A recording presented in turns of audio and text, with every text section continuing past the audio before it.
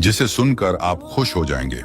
दोस्तों, एक गरीब लड़के ने 70 साल की एक मालदार औरत से शादी कर ली, मगर 7 दिन बाद जब वो सुहागरात के लिए उस 70 साल की अपनी बीवी के पास पहुंचा तो वो उस औरत को देखकर चौंक गया, क्योंकि उस बूढ़ी औरत का अंदाज कुछ ऐसा ही था जो फुर्ती और बदन 18 साल की उम्र में भी नहीं पाया जाता।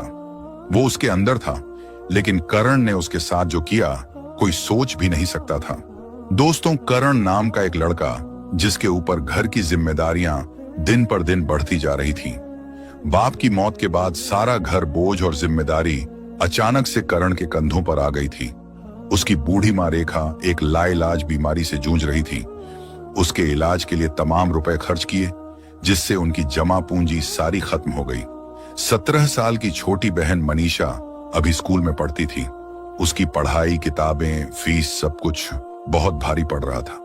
करण की उम्र महज 20 साल थी, मगर जिंदगी की मुसीबतों ने उसे वक्त से पहले ही बहुत जिम्मेदार बना दिया।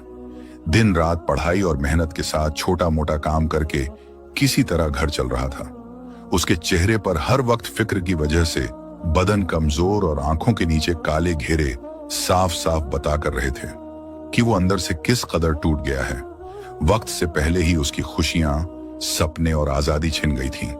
कर्ज खाहों की धमकियां रोज मिला करती थी। एक दिन वो एक चाय की दुकान पर गया जहां सस्ती चाय मिलती थी। करण सोचने लगा कि चाय पीकर चलूंगा। उसने जेब में हाथ डालकर पैसे निकाले और गिनने लगा। पैसे गिनते हुए अचानक उसकी नजर सामने खड़ी एक औरत पर पड़ी जो उसे बड़े गौर से देख रही थी। वो आंखों से जैसे कुछ कहना चाह रही हो, जिसका नाम बबीता कपूर था। बबीता कपूर कारोबारी दुनिया की जानी मानी हस्ती थी, जो व्यापार के मामले में मशहूर थी। जैसा उनका नाम ऐसा ही काम था। बहुत महंगी साड़ी और महंगे जेवर पहने हुए थे। बबीता कपूर करण से बोली, क्या तुम ही करण मेहता हो? करण ने हैरत से उसकी तरफ देखा और हां में सिर हिलाते हुए कहा, हाँ, मैं ही करण मेहता हूं। आवाज सुनकर ऐसा महसूस हो रहा था जैसे वो बहुत थका हुआ हो। बबीता कपूर उसकी तरफ गौर से देखती रही और फिर धीरे से कहा कि मैं जानती हूं कि इस वक्त तुम्हारी जिंदगी में क्या चल रहा है। तुम इस वक्त बहुत परेशान हो। करण ने हैरानी से कहा, मैं कुछ समझ नहीं। वो बोली, मेरा कहने का मतलब है कि तुम्हारी मां की बीमारी, बहन की पढ़ाई और कर्ज, इन सब बातों को लेकर परेशान हो तुम। इतनी मेहनत करने के बावजूद भी सब कुछ वैसा ही है, कोई बदलाव नहीं है। ये सुनकर करण का दिल तेज तेज धड़कने लगा कि एक अजनबी औरत उसकी जिंदगी के बारे में इतना सब कुछ कैसे जानती है। उसने झिझकते हुए पूछा, आप कौन हो और इतना सब कुछ मेरे बारे में कैसे जानती हो? बबीता ने मुस्कुराकर कहा कि अगर तुम चाहते हो कि तुम्हारे दिन बदल जाए तो तुम मुझसे शादी कर लो। यह सुनकर करण के रोंगटे खड़े हो गए। करण ने कहा कि ये तुम कैसी बातें कर रही हो? बबीता ने दोबारा से साफ साफ से कहा कि मैं तुमसे शादी करना चाहती हूं। आखिर 70 साल की बूढ़ी औरत एक 20 साल के लड़के से शादी क्यों करना चाहती है? करण ने कहा, यह कैसा मजाक है? बबीता ने कहा, मजाक नहीं, तुम्हारे लिए एक ऑफर है। अगर कबूल कर लोगे तो तुम्हारी मां का इलाज कराऊंगी और तुम्हारी बहन को भी पढ़ाऊंगी और तुम्हारा सब कर्जा भी चुका दूंगी। इन सब की जिम्मेदारी मेरी। तुम्हें हर परेशानी से आजाद कर दूंगी। तुम्हारी जिंदगी बेहतरीन हो जाएगी। करण के दिमाग में कई सारे सवाल उठ रहे थे। उसने गहरी सांस ली और पूछा कि इसके बदले में मुझे क्या करना होगा? बबीता कपूर ने फौरन जवाब दिया कि इसके बदले में तुम्हें मुझसे शादी करनी होगी, जो लिखित रूप में होगी। शादी के बाद भी तुम्हारी आजादी पर कोई आंच नहीं आएगी।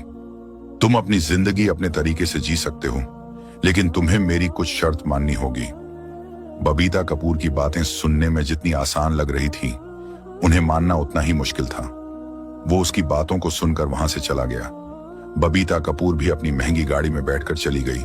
कुछ दिन तो गुजर गए, लेकिन वो अपने परिवार की हालत के सामने मजबूर हो गया और कर्ज वालों ने रात दिन का जीना हराम कर दिया था। और सोचने लगा, अगर मैं उस अमीर दौलतमंद औरत की बात मान लूं तो मेरी मां की जान बच सकती है और मेरी बहन की जिंदगी भी संवर सकती है। वो बहुत बेबस होकर बबीता के पास पहुंचा और उसकी सारी शर्तें मानकर करण ने उससे शादी कर ली। कुछ गवाहों की मौजूदगी में जरूरी कागजों पर उन दोनों के दस्तखत हुए और दोनों की शादी सादगी से हो गई। पहली बार उसने किसी हवेली में कदम रखा था। उसके दिल में अजीब सी घबराहट हो रही थी। करण को यकीन नहीं हो रहा था कि उसकी शादी दुनिया की अमीर तरीन औरत से हो चुकी है। अब ये हवेली उसे ऐसी लग रही थी जैसे किसी राजा का महल हो। उसने हवेली के चारों तरफ देखा तो उसकी आंखें खुली की खुली रह गईं। आलीशान फर्नीचर, ऊंची छतें, संगे मरमर के चमचमाते फर्श, दीवारों पर महंगी सजावट का सामान। जितनी आलीशान हवेली थी उसमें उतना ही चहल पहल थी। करण समझ गया था कि ये आम औरत नहीं है। वहां के नौकर चाकर भी बबीता के हर हुक्म का इंतजार कर रहे थे। बरसों पुराने नौकर भी बबीता